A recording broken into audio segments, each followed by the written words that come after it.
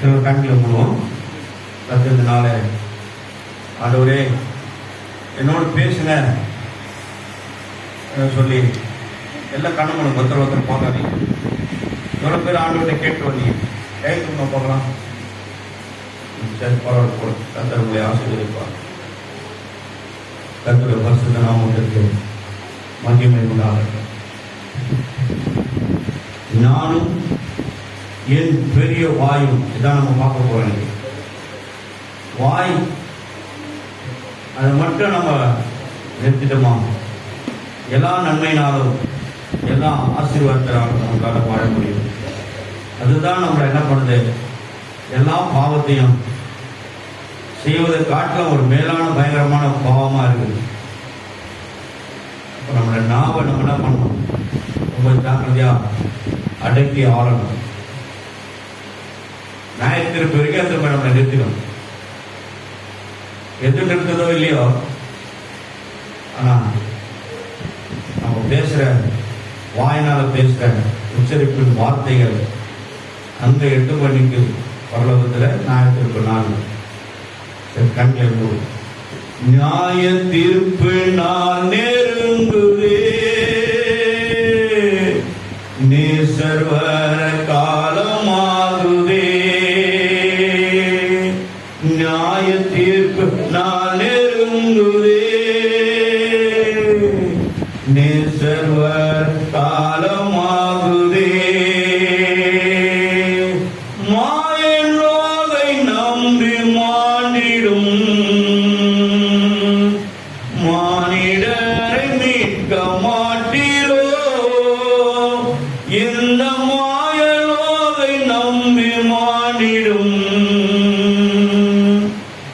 மானிடரை மீட்க மாட்டீரோ இயேசுவே, நீர் பெரியவர். தேவனே நீர் பரிசுத்தர். மாயலோகை நம்பி மாண்டிடும் மானிடரை மீட்க மாட்டீரோ. இயேசு மூலம் ஜெபங்களும் நல்ல பிதாவே, ஆமென். உட்கார்வோம். கர்த்தருடைய பரிசுத்த நாமத்திற்கு மகிமை உண்டாகட்டும். நானும் என் பெரிய வாயும், ஏற்கனவே பலமுறை நான் இதை உங்களுக்கு அறிவித்திருக்கிறேன். ஆனாலும் இந்த நாளிலே நம்மை வருடத்தினுடைய காலத்திலே, சுத்திகரிப்பின் காலத்திலே, போன மாதமெல்லாம் தேவனுடைய சமூகத்தை விட்டு அலைகிற மனுஷனுக்கு ஐயோ என்று நம்ம பார்த்தோம். உன் ஆவியை குறித்து நீ எச்சரிக்கையா இரு என்பதை குறித்து பார்த்தோம். 3-4 விதமான தலைப்புல அந்த காரியங்களை குறித்து நம்ம பார்த்தோம். எல்லாமே எச்சரிப்பின் சத்தங்கள் தான். இன்றைக்கு நானும் என் பெரிய வாயும். எல்லாருக்கும் வாய் இருக்குது, இருக்குதா இல்லையா?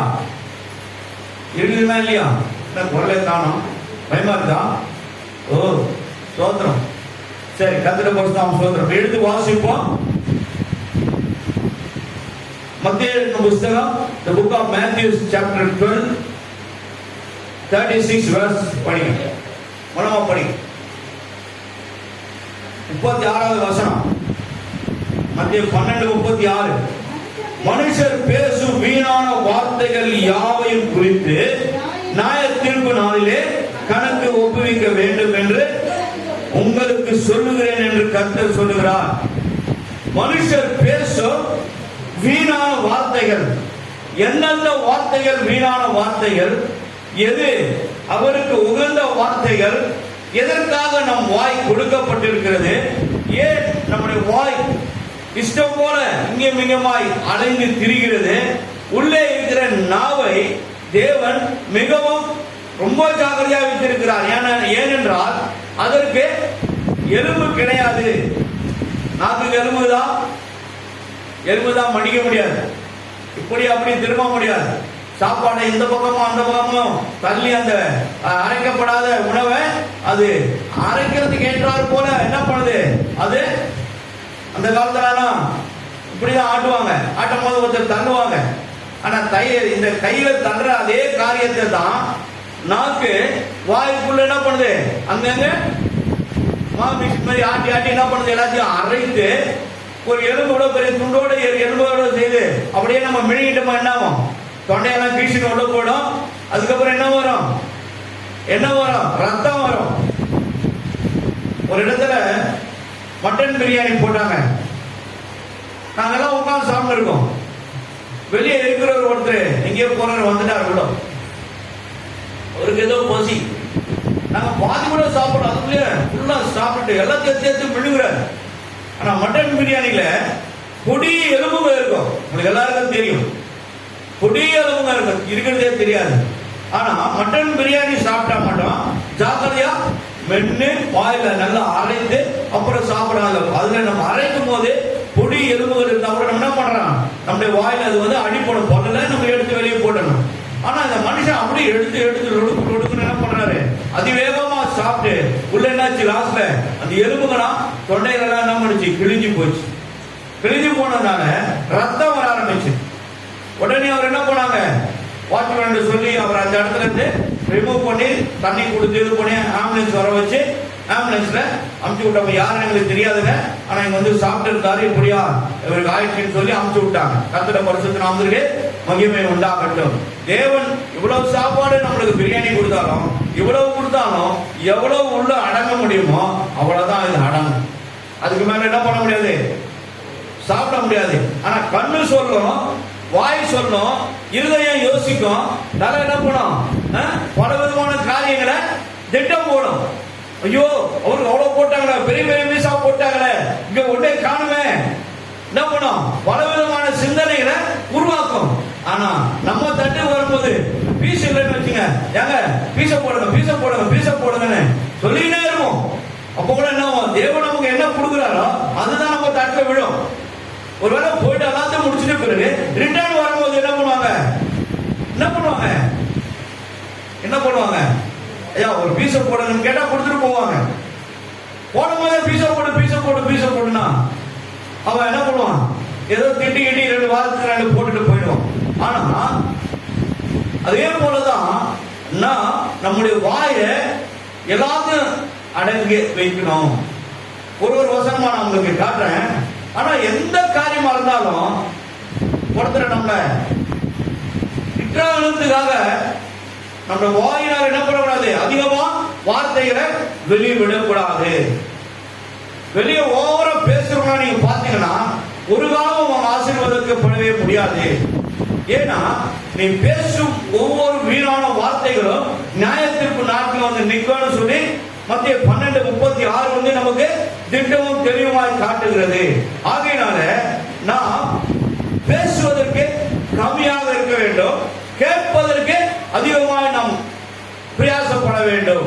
அதிகமாய் பேசுறா கூட கேட்கறத மட்டும் நம்ம கேட்டு வாங்கி ஸ்டோர் பண்ணணும், தேவையில்லாத என்ன பண்ணோம் வாங்கி வெளியே விட்டுணும். அதனால தான் வேதத்தில் சொல்லப்பட்டிருக்குது, காது உள்ளவன் கேட்க கடவன். அப்படினால நம்ம வார்த்தைகள் என்ன பண்ணோம், கிரகிக்கணும், வாங்கி அதை உள்நோக்க வச்சு எது தேவையோ அதை வைத்துக் கொள்ள வேண்டும், தேவையில்லாதை வெளியே அனுப்பிவிட வேண்டும். கர்த்தருடைய பரிசுத்த நாமத்திற்கு மகிமை உண்டாகட்டும். அங்கே நம்ம சொல்லிருக்கு பாருங்க, யாவையும் வீணான வார்த்தைகள் யாவையும் குறித்து நியாயத்திற்கு நாட்களே கணக்கு ஒப்புவிக்க வேண்டும். அப்போ இந்த வார்த்தையினால நம்ம பேசுற வார்த்தைகள் கூட நியாயத்திற்கு நாட்களிலே என்ன பண்ணுது, அங்க வந்து நமக்கு முன்பாக நின்று நமக்கு சாட்சி சொல்லுகிறது. ஒருவேளை நாம் இயேசுவை அறியாத காலத்துல எப்படி வேணா இருந்திருக்கலாம். ஆனால் இயேசு நமக்குள்ள சொந்த ரட்சகரா வந்துட்ட பிறகு பாவங்களுக்கு மறித்து நீதிக்கு பிழைத்து ஞானஸ்தானம் எடுத்து பரலோக ராஜ்யத்தில் நம்முடைய பெயரை அவர் எழுதி வைத்த பிறகு நாம் என்ன இருக்கணும், ரொம்ப ஜாக்கிரதையா இருக்க வேண்டும், ரொம்ப ஞானமா இருக்க வேண்டும். நாம் மிகவும் எப்படி இருக்க வேண்டும், ரொம்ப உஷாரா இருக்க வேண்டும். தேவையில்லாத வார்த்தைகளை என்ன பண்ணக்கூடாது, பேசக்கூடாது. சில பேர் என்ன பண்ணுவாங்க, பேச மாட்டாங்க, அமைதியா இருந்து காரியத்தை சாதிப்பாங்க, பேசவே மாட்டாங்க, செயல்பாடு அதிகமா இருக்கும். அப்படிதான் இருக்கணும் பேசுறவங்க. அதுதான் ஞானம் என்பது. தேவன் ஞானம் நமக்கு தேவன் அதிகமாக கொடுக்கிறார். வேதத்தை படிக்க படிக்க நமக்கு ஞானம் அதிகமாக பெருகும். ஆகையினால தேவன் நமக்கு எல்லாவற்றையும் அவர் கற்றுக் கொடுக்க வல்லமை உள்ளவராக இருக்கிறார். சரி, நம்ம எடுத்துக்கொள்வோம் யாக்கோபின் புஸ்தகம்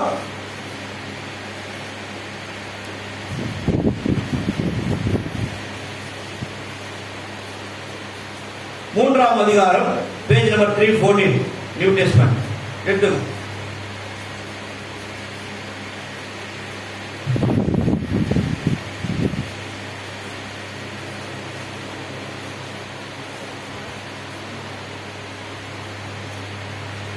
இரண்டாம் வசனத்தை வாசி. 3ஆம் அதிகாரம் 2வது வசனம். நாம் எல்லோரும் அநேக விஷயங்களில் தவறுகிறோம். ஒருவன் சொல் தவறவனானால் அவன் பூரண புருஷனும் தன் சரீரங்கள் முழுவதையும் கடிவாளத்தினாலே அடக்கி கொள்ள கூடியவனுமாய் இருக்கிறான். சரி, இது இப்படி இருக்கட்டும். சங்கீதங்களின் புஸ்தகம் 32:1-2 வாசிங்க.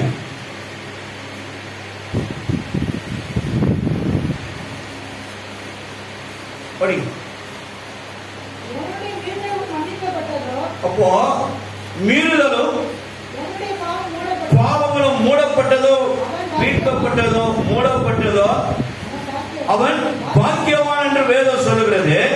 அப்போ தேவன் இரக்கமுள்ளவராய் இருப்பதனாலதான் நம்ம பாவத்தை அவர் என்ன பண்ணாரு? மன்னிக்கிறாரு. ஒரு முறை மன்னிப்பார், 2 முறை மன்னிப்பாரு. திரும்ப திரும்ப நீ பண்ணினா உன்னை கை கழுவிட்டு போயிடுவார். செய்யும் போதெல்லாம் எப்பவும் எதை வேணா செய்துட்டு போய் அவர்கிட்ட மன்னிப்பு கேட்டுக்கலாம் என்று சொல்லி நம்ம என்ன பண்ணக்கூடாது? நம்மளை நாமே வஞ்சித்துக் கொள்ளக்கூடாது. அதே புஸ்தகம் பழைய ஏற்பாட்டில் எழுதின இந்த புஸ்தகம் 32ஆம் அதிகாரத்தில் சங்கீதத்தில் இருக்கிற இந்த 1-2 வசனங்கள் ரோமர் எழுதின புஸ்தகத்தில் 4ஆம் அதிகாரம் 7வது வசனம் 8வது வசனம் இதே வார்த்தையை தான் நமக்கு எச்சரிக்கிறது. எவனுடைய பாவங்கள் எவனுடைய மீறுதல்கள் மூடப்பட்டதோ மன்னிக்கப்பட்டதோ அவன் பாக்கியவான். இதே வார்த்தையை தேவன் மீண்டும் புதிய ஏற்பாட்டின் காலத்தில் ஒரு ரிப்பீட்டேஷன் கொடுக்கிறார். ஆனா இதையே நாம் பிடித்து வைத்துக் கொண்டு கர்த்தர் அப்படி சொல்றாருன்னு சொல்லி மீண்டும் விவாதாரமாக செய்யக்கூடாது, வாக்குவாதங்கள் பண்ணக்கூடாது. ஆனா தேவன் சொல்லுகிற நல்ல காரியங்களை நம்ம என்ன பண்ணணும்? கீழ்ப்படிய கற்றுக்கொள்ள வேண்டும். எப்படிப்பட்ட காரியமா இருந்தாலும் நம்முடைய வார்த்தைகள் உள்ளே இருக்கிற அந்த நாவு ஸ்பீடாவே இருக்கக்கூடாது. கர்த்தரை பற்றி நாம் மகிழ்வுண்டாகட்டும். இது மிகவும் பொல்லாததான் இருக்கிறது என்று வேதம் நமக்கு காட்டுகிறது. இந்த பொல்லாத இந்த பொருளை தேவன் எப்படி வைத்திருக்கிறார்னா பாருங்க, இங்க பாருங்க. மேல என்ன போட்டுருக்காரு? அதற்கு ஒரு சேஃப்டி லாக்கர். ஒரு பீரோ பாத்தீங்கன்னா சீக்ரெட் லாக்கர் ஒன்று இருக்கும். பீரோல யார் வீட்டு பீரோல சீக்ரெட் லாக்கர் இருக்குது? எல்லார் வீட்லயும் இருக்கும். எல்லா லாக்கரையும் பாக்குறதுதான் திருடன். எல்லா லாக்கரையும் பார்த்துட்டு போடுவோம். அவனுக்கு தெரியும் நம்ம ஜாக எதை எங்க வைப்பாங்க. எல்லாம் இருக்கும். அந்த சீக்ரெட் லாக்கர்ல இருக்கிற 50 சவரம் மட்டும் காணாம போயிடும். அழகாட்சி போடுவாங்க. கர்த்தர் பரிசுத்த நாமத்துக்கு மகிமை உண்டாகட்டும். ஆனா அந்த லாக்கருக்குள்ள அந்த சீக்ரெட் லாக்கருக்கு மேல வந்து என்ன இருக்கு? மேல ஒரு லாக்கரு, அதுக்குள்ள சீக்ரெட் லாக்கர். அந்த சீக்ரெட் லாக்கர் கூட தேவன் என்ன பண்ணாரு? உள்ள நீ ஜாக்கிரதையா அடங்கின்றார். நாக்கை யாரெல்லாம் அடங்கி வைக்கிறோமோ அவங்க எல்லாம் தேவனால் ஆசீர்வதிக்கப்படுவார்கள். மற்றவர்கள் நான் இல்லைன்னு சொல்லல, குறை சொல்லல. வேதம் அப்படிதான் சொல்லுகிறது. வீணான வார்த்தை வருது, வெளியே வருது. காரணம் என்னன்னா இது அடங்காமல் இருக்கிறதுனாலதான். ஆனா தேவனதை அடக்கி வைத்திருக்கிறார். இப்ப யாக்கோபின் நிறுவனத்துல கொஞ்சம் வசனங்களை ஒரு 11 வசனங்கள் இருக்கு. அதை கொஞ்சம் பார்ப்போம். 10 வசனம் இருக்கு, அதை கொஞ்சம் பார்ப்போம். கர்த்தருடைய பரிசுத்த நாமம் மகிமை உண்டாகட்டும். 2வது வசனத்தை நாம் படிப்போம். நாம் எல்லோரும் அநேக விஷயங்களில் தவறுகிறோம். ஒருவன் சொல் தவறுவனானால் அவன் பூரண புருஷனும் தன் சரீரம் முழுவதையும் கடிவாளத்தினால் அடக்கி கொள்ளக்கூடியவனுமாய் இருக்கிறான். அப்போ கடிவாளம்னா என்ன அர்த்தம்? குதிரைக்கெல்லாம் கடிவாளம் போட்டிருப்பாங்க. அந்த கடிவாளத்தை குதிரை மேல அந்த தோலை என்ன பண்ணுவாரு? இழுத்து 2 பிடிச்சி கையில வச்சுக்கிட்டு மேல உட்கார்ந்து இருப்பாரு அந்த ஜடுகாவண்டியை நடத்துறவர். அப்போல்லாம் ஜடுகா வண்டி தான். இப்போதான் ஆம்புலன்ஸ் அது இதுன்னு வந்துடுச்சு. அப்போல்லாம் ஆம்புலன்ஸே கிடையாது. குதிரை வண்டி ஒரு ஊரோட வருதுனால ஏதோ சாவு வந்து ஜனங்கள்லாம் அதை பார்த்துட்டு ஓடுவாங்க. எல்லாம் தமதமான ஓடுவாங்க. சின்ன பிள்ளைங்களாம் ஓடுவாங்க. ஏன்னா குதிரை வண்டி பார்க்கறதுக்கு அவ்வளோ பெரிய ஆச்சரியம். இப்போ ஆம்புலன்ஸ் ஊரோட ஒன்னால ஜனங்க யாருக்கு கொஞ்சம் தெரியலன்னு சொல்லி அவளால் என்ன பண்ணுவாங்க, வீட்டு வாசல் இருந்து பார்ப்பாங்க. ஆனா இந்த ஜடுகா வண்டி ஓடும் போது எல்லாரும் பின்னாடியே ஓடுவாங்க. யாரும் என்ன போய் நிற்குதுன்னு பாருங்க. கத்துறப்ப சாவுக்காக சாவுறாங்க. இல்ல வந்து கிட்ட வந்துருச்சுன்னு சொல்ல முடியும். அந்த வண்டி வந்துருச்சு, குதிரை வண்டி வருதுன்னா எல்லாரும் சாவு வந்துருச்சுன்னு சொல்லி அப்படியே அந்த பக்கத்து கிராமங்கள் என்னவோ பத்திட்டு எல்லாரும் வந்து வர ஆரம்பிச்சிருவாங்க. ஆனா இந்த கடிவாளம் போட்டு நம்ம என்ன பண்ணாத உள்ள அடக்கி வைக்க வேண்டும். மூன்றாவது வசனம் என்ன சொல்லி பார்க்கலாம் பாருங்கள். குதிரை நமக்கு கீழ்ப்படியும்படிக்கு அவைகளின் வாய்களிலே கடிவாளம் போட்டு அவைகளுக்கு முழு சரீரத்தையும் திருப்பி நடத்துகிறோம். கழுத்துல என்ன பண்ணுவாங்க, இப்படி போட்டு கண்ணு ரெண்டு கண்ணும் மறைக்கிறதுக்கு இப்படி பண்ணிட்டு என்ன பண்ணுவாங்க, இந்த கண்ணை ஏன் இப்படி மறைக்கிறாங்கன்னா இந்த சைடெல்லாம் தெரியக்கூடாது, நேர்முகமா ஓடணுன்றதுக்காக தான். அப்போ குதிரைய என்ன பண்ணுவாங்க, அந்த ரைட் சைடு ஒன்று லெஃப்ட் சைடுல ஒன்று அந்த தோல் என்ன பண்ணுவாங்க நீட்டா இருக்கும், அதை கையில வச்சிருப்பாங்க. அதுதான் அவங்களுக்கு அந்த ஆபரேட்டிங் சிஸ்டம். ரைட்ல இருக்கிற அந்த தோலத்துக்கு லெப்ட்ல போட்டாங்கன்னா அண்ணன் லெப்ட்ல திரும்புவார், லெப்ட்ல இருக்கிறது ரைட்ல போட்டாங்கன்னா அண்ணன் ரைட்ல திரும்புவார். இதுதான் ஸ்டேரிங் மாதிரி அவருக்கு, வேற ஒண்ணும் கிடையாது. ஏன்னா வாயில்லாத ஜீவன். அதுவே ஒரு மனுஷன் அதை ஆபரேட் பண்றது சொல்றது கேட்குதுன்னா, கேட்காதது எது வரும்னா யாருங்க சொல்லுங்களேன், யாருங்க? ஒரு மனுஷன் சொன்னா இன்னொரு மனுஷன் கேட்காது யாருன்னா நம்ம தாங்க. எதுவுமே கேட்க மாட்டோம், எதுக்குமே கீழ்ப்படிய மாட்டோம். கொஞ்சம் படிச்சுட்டு கொஞ்சம் வேலைக்கு போயிட்டோமா, கொஞ்சம் அப்படி வாங்க ஆரம்பிச்சிட்டாங்கன்னா வீட்டு என்ன பண்ணுது, இவ்வளோ கொஞ்சம் தெரியாதா எங்களுக்கு. அப்பா அம்மா என்ன பண்ணுவாங்க, உடனே டைரக்ட் ஃபைட்டிங்ல போயிடுவாங்க. ஒருத்தர் கீழ்ப்படிய மாட்டாங்க. நான் இவ்வளவு கஷ்டப்பட்டு சம்பாதிக்கிறேன், நான் எப்படி உங்களுக்கு கொடுப்பேன் கட்டி சோதரம் கத்தட பரிசுத்த நாமத்திற்கு மகிமை உண்டாகட்டும். அந்த சாதாரண குதிரை ஒரு மனிதனுடைய வார்த்தை கூட பேச முடியாத அந்த ஒரு குதிரை விலங்கு என்ன பண்ணுது, அந்த ஆபரேட் பண்ற இந்த ரெண்டு கையில அதை புரிந்துக்குன்னு அறிந்து செயல்படுகிறது. குதிரைகளை எங்க அதிகமா பார்க்கலாம் சொல்லுங்க, எங்க பார்க்கலாம்? வால்டாய்ஸ் ரோட்ல தான் பார்க்கலாம். பாத்துறீங்களா? என்னமா என்ன சிரிக்கிற பாக்குறியா நீ? போய் பார்த்துக்கலாம். வால்டாய்ஸ் ரோட்ல தான் பார்க்கலாம். ஏன்னா டாக்ஸி கிடையாது. அப்பலாம் எங்கேயோ ஒரு டாக்ஸி ஓடும். குதிரை வண்டி மேல தான் குடும்பமா ஏறி உட்காந்து போவாங்க. எலிபென்ட் கேட்ல இருக்கிற எல்லா விதமான ஸ்டேட்டுகளும் அதுலதான் ஏறி உட்காருவாங்க. பொருளெல்லாம் தீக்குள்ள போட்டு 4 பேர் 5 பேர் ஏற்றிட்டு அப்படியே போவாங்க. கர்த்தருடைய பரிசுத்த நாமத்திற்கு மகிமை உண்டாகட்டும்.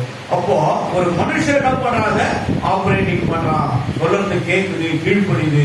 ஆனா கீழ்ப்படியாத ஒரு பொருள் எதுனா நாவுதான். ஏன்னா இதுக்கு என்ன இல்லை, நர்மம் இல்லை, எலுமம் இல்லை. இது எப்படி வேணா மடிக்கும், எப்படி வேணா திரும்பும், லெப்ட்லயும் போவோம், ரைட்லயும் போவோம். சில பேர் இது எடுத்துட்டு வந்து என்ன பண்ணுவாங்க, எடுத்துட்டு வந்து இது வரைக்கும் தொட்டு காட்டுவாங்க. நம்மளுக்கு பாத்துக்கிறீங்களா வீட்டுல ரொம்ப கில்லாடிதான் பண்ணுவாங்க. சின்ன பசங்க படுத்துங்க, நான் என்ன படுது தாத்தா இங்க பாரு இங்க பாருட்டு எடுத்து பூக்காடு வச்சு காட்டுங்க. அல்லேலூயா. கர்த்தருடைய பரிசுத்த நாமத்திற்கு மகிமை உண்டாகட்டும். அப்போ அந்த நாக்கு என்ன பண்ணுது, அந்த மனுஷன் சொல்ற மாதிரிலாம் கேக்குது. உங்க நாக்கு நான் சொல்றது கேட்காது, நீங்க சொல்றது கேட்கும். அப்ப நம்ம சண்டை போடுறத விட சும்மா பேசாத, அதிகமா பேசுற போன்னு சொல்லி யாராவது மத்தியஸ்தம் அனுப்பும்போது என்ன பண்றாங்க, அமைதியாகி மறுக்கொண்டு பேசாம சைலண்டா போயிடுறாங்க. விட்டு கொடுக்கணும். கர்த்தருடைய பரிசுத்த நாமத்திற்கு மகிமை உண்டாகட்டும். 4வது வார்த்தையை நம்ம பார்ப்போம். முழு சரீரத்தில் திருப்பி நடத்துகிறோம். அப்போ பாருங்க, அந்த கடிவாளத்துக்கு எவ்வளவு ஒரு பவர் பாருங்க. அதுக்கப்புறம் குதிரையை காட்டுறாங்க.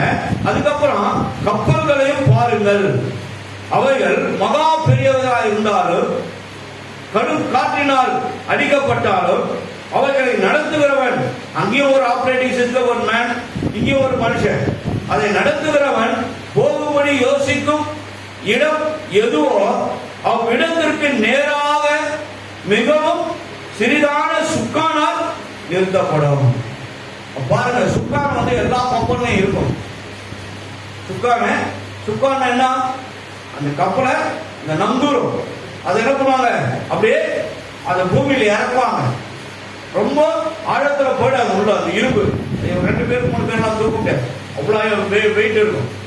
தலைமலை விளமலை விழுந்து அவ்வளோதான், தலை போயிடும், தலை நரசிங்கிடும், அவ்வளோ வெயிட். அதை என்ன பண்ணுவாங்க, சுவிட்ச் போட்டு கீழே பூமியில இறக்குவாங்க. இறக்கும்போது அது மணலில் போய் என்ன பண்ண பதினஞ்சுன்னு அப்படியே நின்றுடும். அவ்வளோ பெரிய கப்பலை எத்தனையோ டன் இருக்கும், அவ்வளோ வெயிட் இருக்கும்.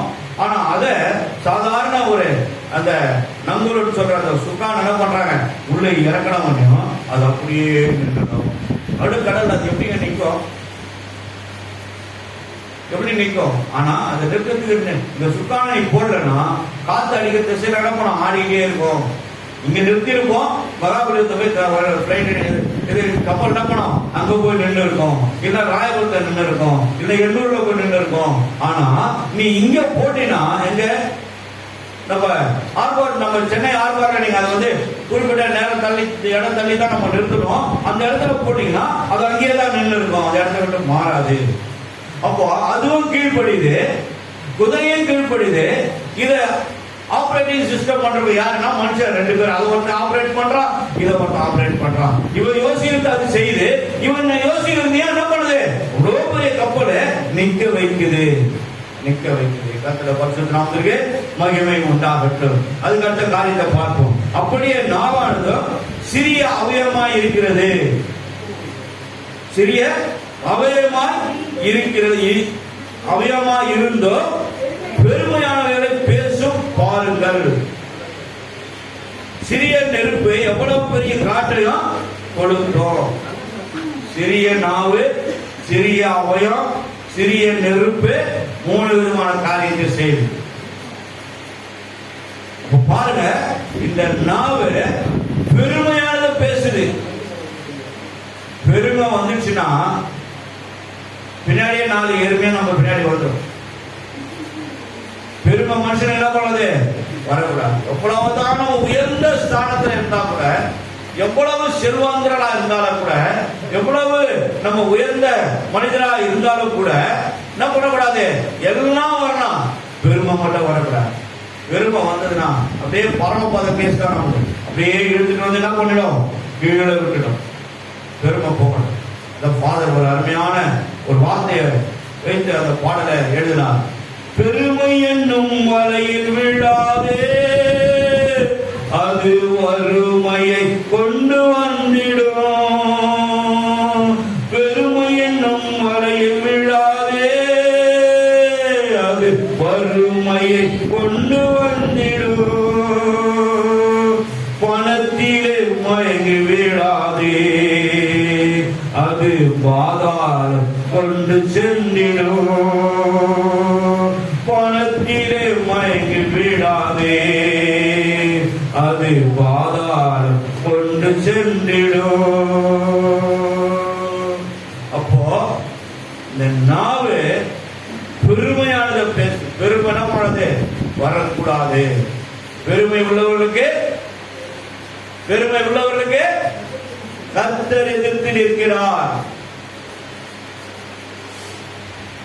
மனுஷன் எடுத்து நிக்கல, கர்த்தர் எதிர்த்து நிற்கிறார். எங்க இருக்கு தெரியுமா? அம்மா பச்ச நகரம் படிச்சுக்கிற வேதத்தில் தான் இருக்குது. பேதுரு புத்தகத்தை பாருங்க. பெருமை உள்ளவரை கர்த்தர் எதிர்த்து நிற்கிறார். பெருமை வரக்கூடாது. பெருமை வந்தா கீழே விழுந்துரும், ரொம்ப சீக்கிரமா விழுந்துரும். எவ்வளவு திறமை இருக்கலாம், எவ்வளவு டேலண்ட் இருக்கலாம், எவ்வளவு ஹைலி குவாலிஃபைட் பர்சனா இருக்கலாம், எவ்வளவு பணம் இருக்கலாம், எவ்வளவு சொத்து சுதந்திரம் கூட இருக்கலாம். ஆனாலும் நாம் தேவனுக்கு உண்மையா இருக்கிறோம்னா எப்படி இருக்கணும், தாழ்ந்துதான் இருக்கணும். அதுதான் தேவன் நம்மளுக்கு எதிர்பார்க்கிறார்.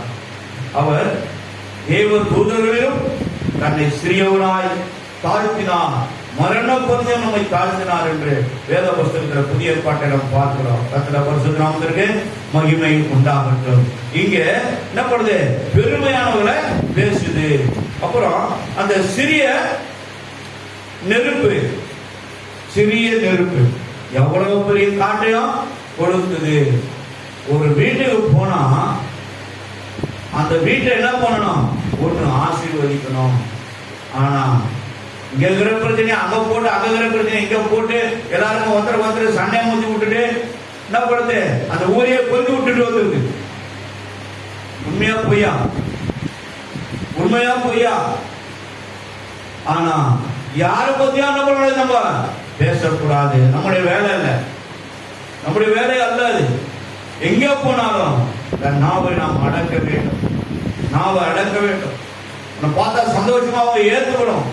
ஐயோ எப்போ அந்த அம்மாவா இதுவா வருது நம்ம வீட்டுக்கு வந்தாலே ஏதாவது கலகம் பண்ணிடுமே. ஏன் சொல்றாங்கன்னா இதுதான் காரணம்.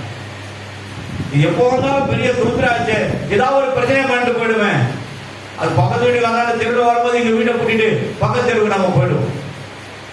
ஒருவேளை நம்ம எதிர்க்கு வந்தாங்கன்னா உடனே என்ன பண்ணுவோம், எதிர்க்க போறோமே, ஐயோ எதிர்க்கு நம்ம போறேன் நம்ம வெளியே பக்க சனத்தை போந்து உள்ளது பக்கம் அந்த பக்கம் போயிடும், தூரமான விட போறான்னு போயிடும்.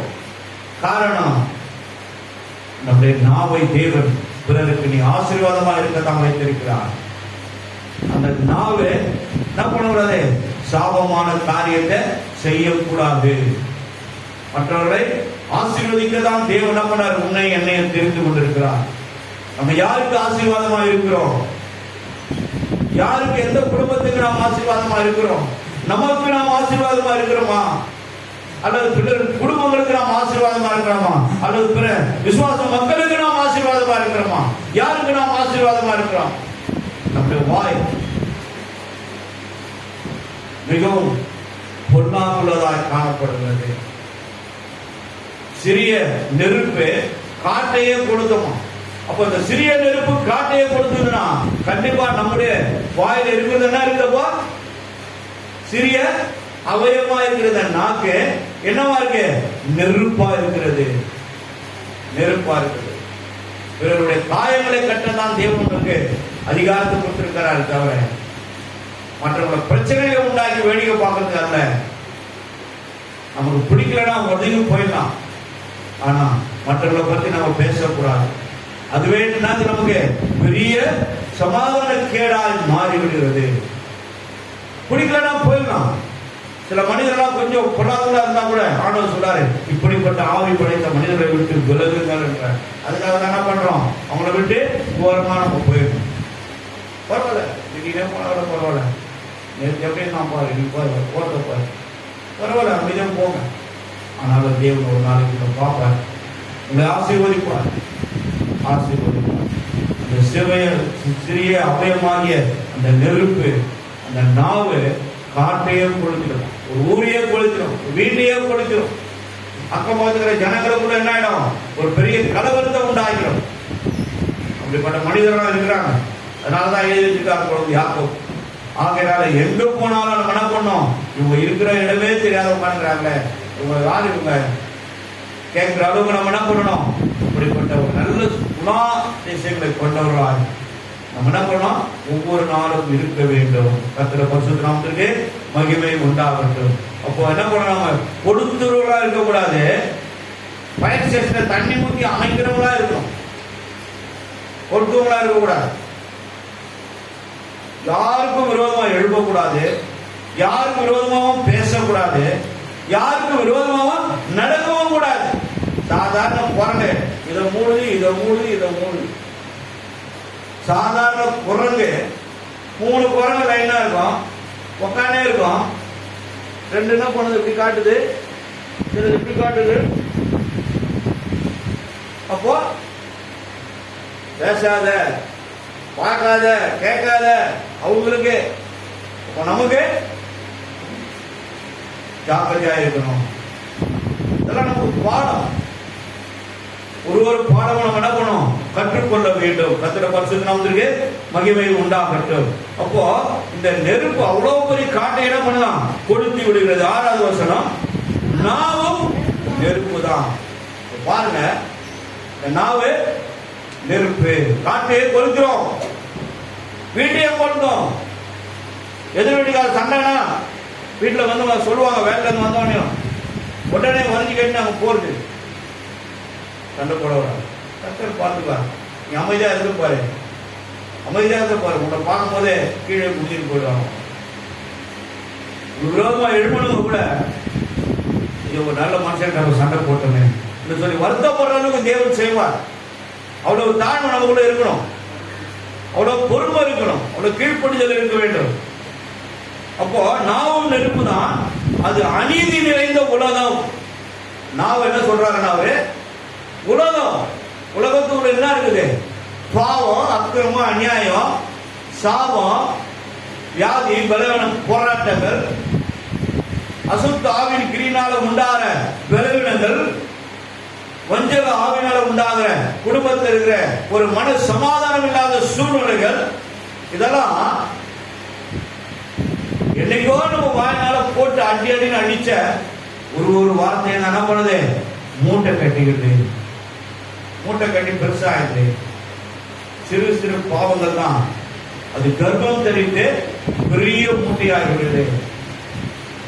இந்த மூட்டைய நம்ம ஒன்னும் இல்லாம கல்வி தூக்கி கடல்ல போடணும். மறுபடியும் நம்ம கிட்ட வராதுன்னா ஒரே ஒண்ணுதான் வழி, ஆண்டவர்கிட்ட மன்னிப்பு தான் நம்ம கேட்கணும், மன்னிப்பு தான் கேட்கணும். அதிகாலையில் எழுந்து ஃபர்ஸ்ட் கேட்கிற ஒரே கேள்வி, ஆண்டவரே இந்த நாளுக்கு அடிமை மனைவி பிள்ளைகள் நீ கொடுத்த சபையா குடும்பம் குடும்பமா எல்லாரையும் கோடி கோடியாய் கோடி கோடியாய் கோடி கோடியாய் மகத்தினால கழுவி அவர்களை மன்னிங்கப்பா. இந்த நாளுக்கு தேவையான பரிசுத்தத்தை எங்களுக்கு தாங்கப்பா. ஒவ்வொரு நிமிஷமா நாங்கள் ஜாக்கிரதையாயிருக்கிற உலகத்துல எங்களுக்கு கிருபை செய்யுங்க. எல்லாரும் நல்ல முறையில போய் நல்ல முறையில வீடு திரும்ப உதவி செய்யுங்க. மன்னிங்க மன்னிங்க மன்னிங்க, கோடி கோடியாய் மன்னிங்க, கோடி கோடியாய் மன்னிங்க, கோடி கோடியாய் மன்னிங்க சொல்லிதான் போனேன். ஆண்டவர்கிட்ட கேட்டு 20 நிமிஷத்துக்கு மேல கேட்பேன். கேட்ட பிறகுதான் அன்பின் பரிசுத்தமுள்ள பரலோக பிதாவே ஜபத்துக்குள்ளவே போவேன். ஏன்னா எவ்வளவு பேசிடும், எவ்வளவு யோசிக்கிறோம், எவ்வளவு பேரை திட்டிடும். ஆனா அந்த பாவம் தான் வந்து இங்க சேர்ந்து நிற்கும், நியாயத்திற்கு நாள்ல நிற்கும். தெரியாது நமக்கு எந்த இடத்துல என்ன பேசுறோம்னு தெரியாது, எங்க சொல்லிருக்கோம்னு தெரியாது. ஆனா நீ அன்னைக்கு உன்னை நீ சுத்திகரித்துக் கொள்வாயா. ஆனா பேசிட்டு பேசி சுத்திகரிப்பு கிட்ட உள்ள போக கூடாது. சொல்லிட்டு நம்ம என்ன பண்ணக்கூடாது? சுத்திகரிப்புக்குள்ள போகக்கூடாது. அப்ப நம்ம ஏமாத்துறது தான் அர்த்தம். நம்ம ஏமாத்தினா அவர் நம்மளை எப்படி ஏமாத்துற காட்டியிருக்கிறோம். நீதிமொழி புத்தகம் 1ஆம் அதிகாரம் 26, 27, 28 கை கழுவி விட்டுட்டு உன்னை பார்த்து சிரிப்பாரு, நகைப்பார், ஆகனே பண்ணுவார். ஆகனே பண்ணுவார்னா என்ன அர்த்தம்? அல்ல எடுத்து கையில கொடுத்துட்டு போயிட்டு வாப்பா, நீ யாருன்னு தெரியாதுன்றார். நம்ம பாடுக அதிகாலை ஏது கத்திங்க வேண்டியதுதான். நீ உறந்த சத்தமா என்னை கூப்பிடுவாய், நான் உனக்கு மறு உத்தரவு தர மாட்டேன், என் காதுகள் அதை கேட்காது என்று சொல்கிறார். படிச்சுப்பாரு, படிச்சுப்பாரு. 1ஆம் அதிகாரத்துல 26, 27, 28 3 வசனத்தை வீட்டுல படிச்சு பாருங்க. ஒவ்வொரு வசனமும் படிக்கும் போது இது எனக்கு தான் ஆண்டவர் சொல்லுகிறாரு, இது என்னுடைய திருத்தலுக்கு தான். நான் திரும்பி இன்னும் நல்ல உத்தமனாய், நீதி உள்ளவனாய், சத்தியவானாய், பரிசுத்தவானாய் வாழணுன்றதுக்கு தான், தேவ மனுஷனாய் வாழணுன்றதுக்கு தான். ஒவ்வொரு வார்த்தையும் நீங்க எனக்கு தாமா சொன்னீங்க. நம்ம என்ன பண்ணோம்? வார்த்தைகளை விசுவாசிக்கணும். அப்பதான் அந்த நாவ் என்னவா? பரிசுத்தமாய் மாறும், பரிசுத்தமாய் மாறும். பொருளாகவே காற்றையே கொடுத்துக்கிற நாவும் நெருப்பு தான். வார்த்தை வீட்டில் போய் படிச்சு பாருங்க. நாவும் நெருப்பு தான். அது அநீதி நிறைந்த உலகம், பொல்லாதது, அநீதி நிறைந்தது, அநீதி நிறைந்தது. பாருங்க, நாவானது முழு சரீரத்தையும் கரைப்படுத்தி ஆயுள் சக்கரத்தை கொளுத்தி விடுகிறதாயும் நரக ஆக்கினையினால கொளுத்தப்படுகிறதாயும் இருக்கிறது. எத்தனை காரியம் பாருங்க. நரக ஆக்கினையை கொடுத்துகிறதாகவும் இருக்குது. அப்ப நாவினுடைய காரியங்கள் எவ்வளவு நம்ம ஜாக்கிரதையா இருக்கணும். கம்யூனியனுக்கு வரும்போது அப்படியே உள்ள வரும்போது பாக்குறோம், ஒயிட் அண்ட் ஒயிட் போட்டேன், பெரிய பரிசுத்தவான் பரிசுத்தம் மனவாட்டி மாதிரி. அதுக்காக ஒயிட் அண்ட் ஒயிட் போடாத நின்றாதீங்க. ஐயோ பார்த்து சொல்லிட்டாரு, ஒயிட் அண்ட் ஒயிட் தான் வரணும். ஆவிக்குரிய சபை அந்த மாதத்துல ஒரு நாளாவது அந்த பரிசுத்த தேவனுடைய அந்த வெண்மையை தரித்துக் கொள்ளுங்க. வெண்மையை தரித்துக் கொள்ளுங்க. சொல்லுவாங்க, வீட்டுக்காரு நம்மளுக்கு தெரியாத கை விட்டு போயிடுவார். வீட்டுக்காரர் எதிர்றாங்கன்னு நினைக்காதீங்க. நீயும் நல்லா இருக்கணும் தான் நான் இப்படி இருக்கிறேன்னு சொல்லுங்க. தெரியுமா சொல்லுங்க. அவருக்காகவும் சேர்த்து தான் நம்ம ஜபிக்கிறோம். நம்ம ஜபிக்கலன்னா நல்ல மாதிரி போயிட்டு வீட்டுக்கு வருவாரா? கஷ்டம். அப்ப ஜபம் பண்ணுறது இந்த நாவு யாரை பார்த்து ஜபிக்குது? தேவனை பார்த்து ஜபிக்குது. அப்ப இந்த நாவு எப்படி இருக்க வேண்டும்? பரிசுத்தமாக இருக்க வேண்டும். பரிசுத்தமாக இருக்க வேண்டும். இப்ப பாருங்க, கரெக்டா சொல்ல பாருங்க. நாவும் அநீதி நிறைந்த உலகம் பொல்லாதது. பொல்லாதது தான் உலகம். நம்முடைய அவயங்களில் நாவாது முழு சரீரத்தையும் கரைப்படுத்தி ஆயுள் சக்கரத்தையும் கொடுத்து விடுவதாயும் இருக்கிறது. நரக ஆக்கினையால கொடுத்தப்படுவதாயும் இருக்கிறது. கர்த்தர் பரிசுத்த நாம் 3 விதமான காரியங்களை எப்படி யாக்கோபு கண்ட தீர்க்கதரிசி விட்டு விட்டு வைக்கிறார். கர்த்தர் பரிசுத்த நாமத்திற்கு மகிமை உண்டாகட்டும். அப்போ 7வது வசனத்தை சொல்றார் பாருங்க. சகல விதமான மிருகங்களும் பறவைகளும் ஊரும் பிராணிகளும் நீர் வாழும் ஜந்துக்களும் இவைகளில் சுபாவம் மனுஷ சுபாவத்தினால் அடக்கப்படுவதும் உண்டு. எல்லாம் அடங்கும் மனுஷனுக்கு. மனுஷன் மட்டும் அடங்க மாட்டான். மனுஷன் அடங்க மாட்டான், மனுஷன் அடங்காது. மனுஷன் 2 பேரும் சேர்த்து தான் ஆண்டவர் வேத புஸ்தகத்தை நம்ம கையில கொடுத்திருக்கிறார். ஒரு பாஸ்டர் அம்மா கேட்டாங்க, பாஸ்டர் நீங்க எல்லாமே லேடிஸ்களே பார்த்து பேசிக்கிறீங்களே, இதெல்லாம் லேடிஸுக்கு தானே, ஆம்பளைங்களாம் கிடையாதா? எப்பாவது வேத வசனம் இவங்களுக்கு தான் அவங்களுக்கு தான் எங்கன்னா புரிஞ்சிருக்குதா? எல்லாரும் கையிலும் ஒரே வேத வசனம் தான் வச்சிருக்கோம். ஒரே அச்சுல அடிக்கப்பட்டது தான், ஒரே விதமான வார்த்தைகள் தான் இருந்து. இதுல என்ன வித்தியாசம் இருக்குதா உங்களுக்கு கேட்டேன். ஏன் நீங்க அப்படி கேட்கறீங்க? நீங்க பைபிளை சரியா படிக்கிறது இல்ல. வாசிக்கிற மாதிரி தான் யாரா இருந்தா இருக்கிற உண்மை தான். நீ சரியா படிச்சது பிரச்சனை ரைஸ் பண்ண மாட்டேன். ஆணுக்கு வேற பெண்ணுக்கு வேறன்னு தேவனுடைய வார்த்தை வசனம் கிடையாது. எல்லாருக்கும் தான், பெரியவர்கள் சிறியவர்கள் குழந்தைகள் வயதானவர்கள் முதியவர்கள் எல்லாருக்கும் பரிசுத்த போன மறித்து போன பரிசுத்தமானவர்கள் எல்லாரும் அவங்க வச்சிருக்கிறது வேதம் தான். இன்னைக்கு நம்ம அதே வேதத்தை வச்சிருக்கோம். இதுல ஏதாவது மாற்றங்களா? இல்ல இல்ல. கொடுத்தப்படுவதாய் இருக்குது, கொடுத்தக்கூடியது. எல்லா மிருகங்களும் கீழ்ப்படுகிறது. அடக்கப்படுவதும் உண்டு, அடக்கப்படுவதும் உண்டு. ஆனா பாருங்க, 7 இப்படி சொல்லுது. 8 நாவை அடக்க ஒரு மனுஷனும் கூடாது. அடக்க முடியுமா? நீயே உன் நாக்கு அப்படி டைட்டா பிடிச்சிக்க. நாவே இனி எனக்குள்ள ஆட்டம் போடக்கூடாது. அமைதியாரு. ஒருத்தர் கூட எனக்கு குறை சொல்லக்கூடாது. நீ நான் குறை சொல்ற அளவுக்கு நீ எப்படியாவது ஏதாவது வார்த்தையை விட்டுட்டேன்னு சண்டையில இருந்து விட்டேன்னு வச்சுக்கோ, உனக்கு கொண்டு நான் ஜாகிரதையா சொல்லி யாராவது சொல்ல முடியுமா? சொல்ல முடியுமா? அடக்க முடியுமா? கொம்பு வச்சு நாக்கு அப்படி இழுத்து நான் தட்ட முடியுமா? கை நின்றுன்றாங்க ஒரு டீச்சருங்க. கை இப்ப அந்த காலத்துல நாங்க படிக்கும் போது இப்படி இப்போ இப்படி காட்டால பையன் போய் நேரம் அவங்க அப்பா கிட்ட சொல்லி கோட்டேஷன் சொல்லி போலீஸ்காரன் இட்டு வந்துடுறான் ஸ்கூலுக்கு. ஒரு பேப்பர் ஃபெயில்னா 1 அடி, 2 பேப்பர் ஃபெயில்னா 2 அடி, 4 பேப்பர் ஃபெயில்னா 4 அடி முட்டிய வச்சிருவாங்க. கர்த்தர் பரிசுத்த நாமத்திற்கு மகிமை உண்டாகட்டும். ஆகையினால சகல விதமான மிருகங்களும் பறவைகளும் ஊரு பிராணிகள் என்ன பண்ணுது?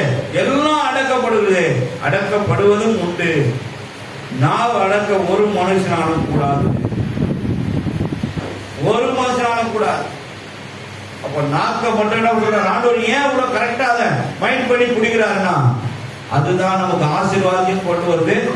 அதுதான் நமக்கு என்ன பண்ணுது? வீட்டுக்கு சாபத்தையும் கொண்டு வருது.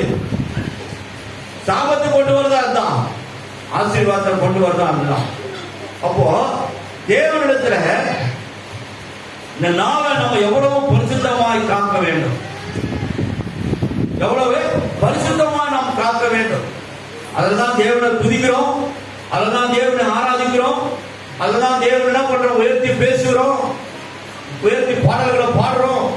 ஒரு 5 பேர் பண்ணா சேர்ந்தாங்கன்னா அந்த இடத்துல அந்த அம்மாவோட ஆவியை பார்க்கணும். அவங்க தான் பெரிய டாப் பொசிஷன்ல இருக்கிற மாதிரி பிரிச்சுனா அவ்வளவு பேராகிற மாதிரி காட்டுவாங்க.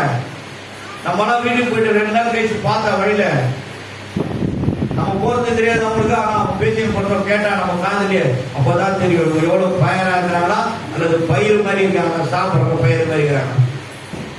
கர்த்தருடைய பரிசுத்த நாமத்திற்கு மகிமை உண்டாகட்டும். இன்னொருத்தர் பார்த்து இன்னொருத்தர் நம்ம என்ன பண்ணக்கூடாது, குறை சொல்லாத அளவுக்கு வாழ்றதுதான் நாட்கள் நம்ம அடக்கி ஆளுது. அடக்கி ஆளுது அடங்கணும், அடக்கிதான் வைக்கணும்.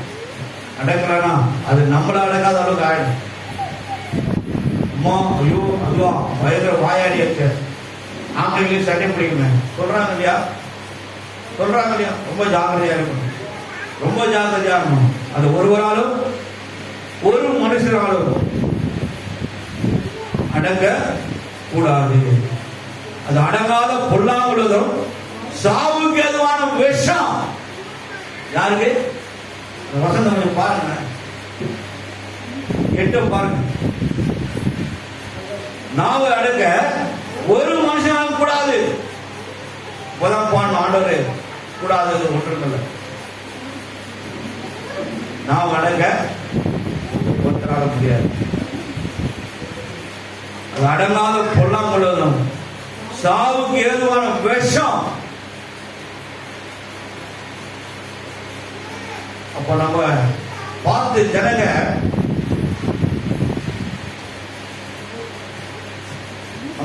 நம்ம மூலியமா தேவன் அவங்களை ஆசீர்வதிக்கிறாங்க, நம்மள கூடுவாங்களா இல்ல இப்படி ஒரு கேரக்டர்ல வாழ்களை வந்து வீட்டுக்கு கூடுவாங்களா? பரிசுத்த காரியத்துல எப்படி இருக்கணும், ரொம்ப ஜாக்கிரதையா இருக்கணும். எப்படி நம்ம மேல போக முடியும், பரலோகத்துக்கு போக முடியும்? நம்ம முழு சரீரத்தையும் நம்ம அடக்கிதான் ஆக வேண்டும், அடக்கிதான் ஆக வேண்டும். தேவனுடைய நியாயத்திற்கு வருகிறது. அந்த நியாயத்திற்கு நம்ம எப்படி தப்பித்துக் கொள்வோம், எப்படி தப்பித்துக் கொள்வோம்? முடியவே முடியாது. சாவுக்கு ஏதுவான விஷம் நிறைந்து இருக்கிறது, நிறைந்து இருக்கிறது. அந்த விஷம் நிறைந்து காணப்படுகிறது. சங்கீத புத்தகத்தில் நிறைய பொய் பேசும் நாவல் ஒரு 3வது அதான் நமக்கு தலைப்பு. கர்த்தர் பொய் பேசுவதை அழித்தார்னு இருக்குது வேதத்தில். அவருக்கே கோபம் வந்து அழிச்சிருக்காரு. யோசிச்சு பாருங்க. அப்போ இந்த நாவு பண்ற வேலை தான் அவருக்கே கோபம் வந்திருக்கு. எந்த ஒரு காரியத்துக்கும் ஃபர்ஸ்ட் ஆகக்கூடாது, மூர்க்கமாகக்கூடாது, வார்த்தைகளை விடக்கூடாது. வார்த்தைகளை என்ன பண்ணக்கூடாது, நம்ம தான் பெரிய ஆள் மாதிரி உருட்டி உருட்டி பெரட்டி அடிக்கக்கூடாது. நாவன் வார்த்தைகளை அடக்கி வைக்க வேண்டும். நம்மளை விட அவங்க அதிகமா பேசுறவங்க பரவாயில்ல, விட்டு கொடுத்து போ. கர்த்தர் உன்னை அவன் மத்திய எதிரில் உன்னை உயர்த்தி காட்டுவார். கர்த்தருடைய பரிசுத்த நாமத்திற்கு மகிமை உண்டாகட்டும். நாவை அடங்க ஒரு மனுஷன் ஆகக்கூடாது. அது அடங்காத பொல்லாங்குள்ளதும் சாவுக்கு ஏதுவான விஷம் இருக்கிறது. 9வது வசனம் நாம் பார்ப்போம். அதனாலே நாம் பிதாவாகிய தேவனை துதிக்கிறோம். தேவனுடைய சாயலின்படி உண்டாக்கப்பட்ட மனுஷனை அதனாலே சபிக்கிறோம். இந்த பக்கம் என்ன பண்றோம், லெப்ட் சைட்ல தேவனை துதிக்கிறோம், ரைட் சைட்ல என்ன பண்றோம், நமக்கு தேவையில்லாத நம்ம விரோதமா யாரும் வந்தாங்கன்னா, நம்ம ஒரு வேலை திட்டாங்க, துட்டு பைசா கடவுங்க கொடுத்தோம், கொடுவே இல்லைன்ட்டாங்க. அவங்க என்ன பண்றோம் சொல்லுங்க, எல்லாம் இதுக்கு தான் போகுது. ஆண்டவரே ஆராதனையை பாரு, அப்படியே பரலோகம் இறங்குற மாதிரி இருக்கும் ஆராதனை. ஆனா இந்த பக்கம் பார்த்தா யாரையும் என்ன பண்ணக்கூடாது, சபிக்க கூடாது. தேவன் உன்னை ஆசீர்வதிக்கத்தான் அழைத்திருக்கிறார். தேவன் உன்னை ஆசீர்வதிக்கத்தான் அழைத்திருக்கிறார், உன்னை சபிப்பதற்காக அழைக்கவில்லை. ஒருவேளை அந்த சாபம் நம் பக்கமாய் திரும்பிட்டா நம்ம நிலைமை என்ன ஆகும்? நம்ம நிலைமை என்ன ஆகும்? முந்தின நிலைமை காட்டிலும் பிந்தின நிலைமை மிகவும் கேடுள்ளதாய் மாறிடும் சொல்லி புத்தகத்தை ஒரு 2-3 இடத்துல நம்ம பார்த்தோம். பழைய ஏற்பாட்டிலே இருக்குது, புதிய ஏற்பாட்டிலே இருக்குது. கேடுள்ளதாய் இருக்கு. எடுத்து வாசிங்க. பேதுரு புத்தகம்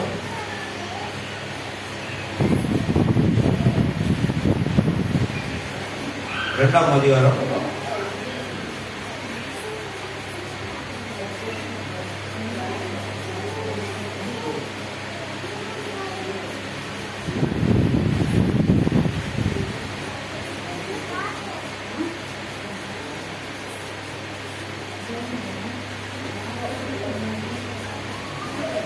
20ஆம் வசனத்துடைய பின்பகுதி வாசிங்க.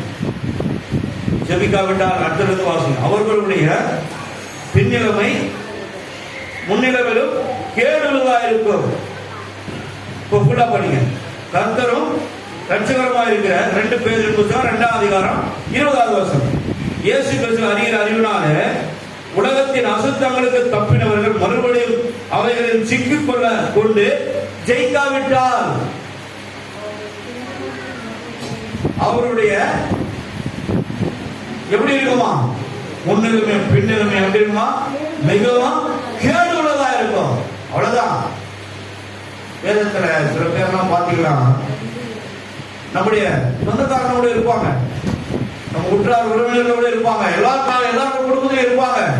சில பேர்லாம் ரட்சிக்கவே பட மாட்டாங்க.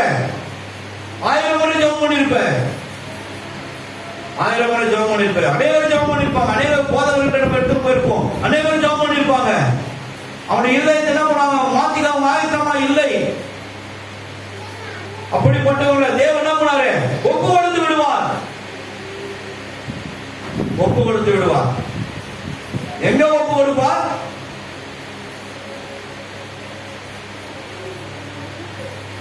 ஒன்று கொரிந்தியர் புத்தகம் 5ஆம் அதிகாரம் 5வது வசனத்தை வாசிங்க.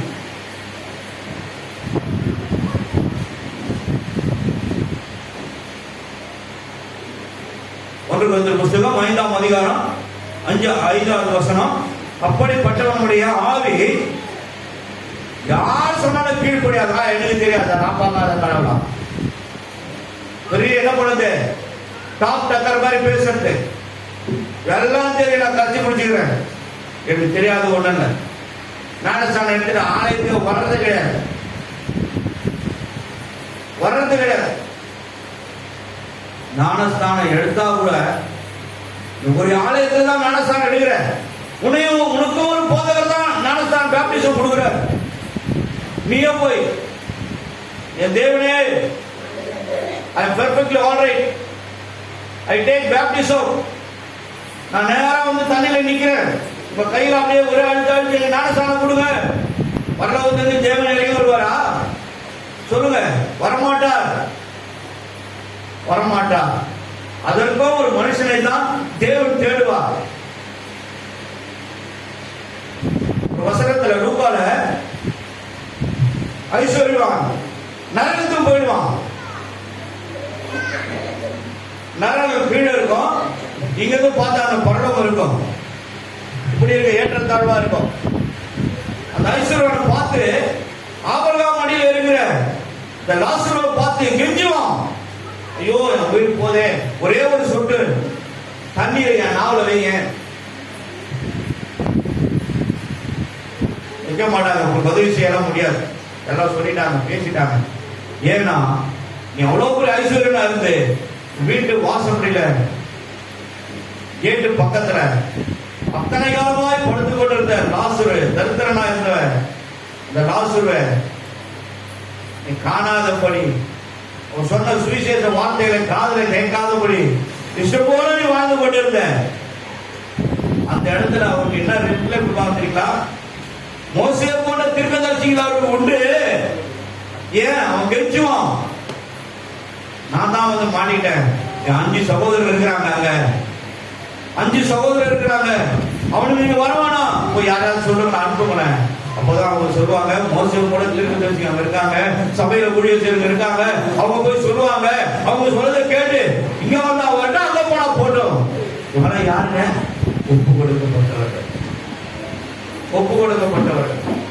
கேட்க மாட்டாங்க, காதுல ஏறாது, காதுல ஏறாது. அப்படிப்பட்டவனுடைய ஆவி கர்த்தராக இயேசு கிறிஸ்துவினுடைய நாளிலே ரட்சிக்கப்படும்படி மாமிசத்தின் அழிவுக்காக நம்முடைய கர்த்தராக இயேசு கிறிஸ்துவின் நாமத்திலே, இயேசு நாமத்திலே அவன் என்ன பண்றாங்களா? சாத்தானுக்கு ஒப்பு கொடுக்கிறேன் என்று தீர்ப்பு செய்கிறேன். அவ்வளவுதான், ஃபைனல் ஜட்ஜ்மெண்ட். அவருக்கு என்ன பண்ணிடுறாங்க? நியாய தீர்ப்பு செய்து விடுகிறார்கள். எங்க? சாத்தானிடத்தில். அவன் எடுத்துட்டு போய் என்ன பண்ணுவான் சொல்லுங்க? பக்கத்துல இருக்கிற ஹோட்டல், பக்கத்துல எல்லாம் பரோட்டா, பாயா, வார்த்தைகறி எங்க இருக்கு? பக்கத்துல தாலிமால் தான் போகணும், வேற எங்கேயும் போக முடியாது. சொல்ல கைப்பட்டு வாங்க போனா நிற்குமா போனா? கடைசி காலம். அப்பாலும் பார்க்காதீங்க, வீட்டுக்காரரும் பார்க்காதீங்க, கண்டித்து உணர்த்துங்க. பையனா இருந்தாலும் சரி, பொண்ணா இருந்தாலும் சரி, கண்டித்து உணர்த்துங்க. இதுதான் சத்தியம் சொல்லுது. அஞ்சு சகோதரர்கள், ஐயோ அழித்து வரக்கூடாதே, உணங்கள் நரகத்தில் சாவக்கூடாதே, ஆகையினால அவருக்கு போய் சொல்லுவாங்க. இங்க இருந்தாலும் யாருக்கும் சொல்ல முடியாது. பரலோகத்துக்கு போயிட்டு திரும்பி இறங்கி போக முடியுமா? நரகத்தில் போய் வேகும் போது மறுபடியும் ஏறி மேலே ஏறி வர முடியுமா? முடியாது. கர்த்தர் பரிசுத்த நாமத்திற்கு மகிமை உண்டாகும். ஆகையினால ஒவ்வொரு காலத்திலும் யாக்கோபு ஒவ்வொரு வார்த்தையும் அவ்வளவு அருமையாய், அவ்வளவு மென்மையாய் அவர் எழுதி வைத்திருக்கிறார். கர்த்தர் பரிசுத்த நாமத்திற்கு மகிமை உண்டாகும்.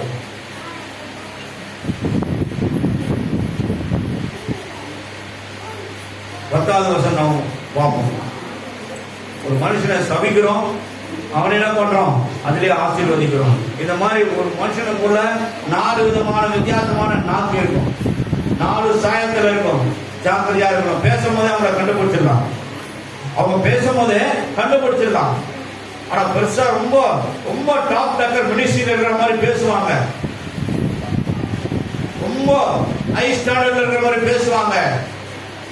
நாங்க அங்க போனோம், இங்க போனோம், அது நடந்தது, இது நடந்ததுன்னு சொல்லுவாங்க. அதெல்லாம் செய்யறது அவருங்க, நம்ம கிடையாதுங்க. இதெல்லாம் செய்யறது யாருங்க? பரலோகத்தில் இருக்கிற தேவன், மனுஷன் கிடையாது. ஒரு நாள் நாங்க சனிக்கிழமை இங்க உட்காந்துருந்தோம். இப்போ சனிக்கிழமை தான் தொலைப்பாங்க. அன்னைக்கு நம்ம